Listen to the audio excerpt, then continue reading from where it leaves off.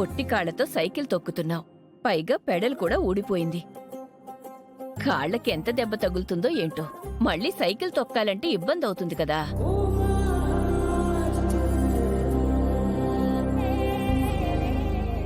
ఇవిగోమ్మా, ఈ బూట్లు వేసుకుని సైకిల్ తొక్కమ్మా.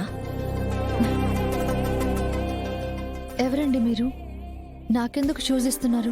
మా పాప కోసమని ఇవి కొని తీసుకెళ్తుంటే ఈ పోటీలు కనపడి ఆగి చూశానమ్మా. ఆడవాళ్ల ఆత్మగౌరవం నిలబడేలా మగాళ్ల మధ్యలో నువ్వెంత కష్టపడుతున్నావో కళ్ళారా చూశాక ఈ బూట్లు నా బిడ్డ కాళ్ల కంటే నీ కాళ్లకే బావుంటాయనిపించింది. అలా ఒట్టి కాళ్లతో ఎంతసేపని తొక్కుతావు? అందుకే ఇవి తీసుకోమ్మా.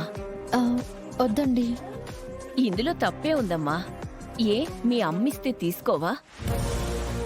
పోటీలో సగం గెలిచావు కదా, పూర్తిగా గెలవాలంటే నీకా కాళ్ల నొప్పులు తెలియకూడదు. అందుకే ఈ షూస్ వేసుకోమ్మా.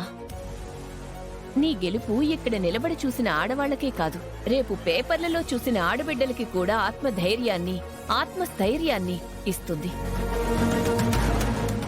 నలుగురికి నువ్వు ఆదర్శంగా నిలబడతావమ్మా.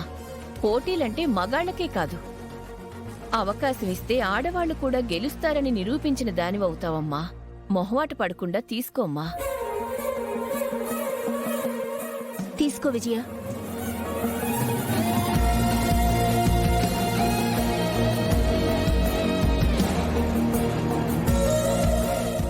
థ్యాంక్స్ అండి. వెళ్ళొస్తానమ్మా.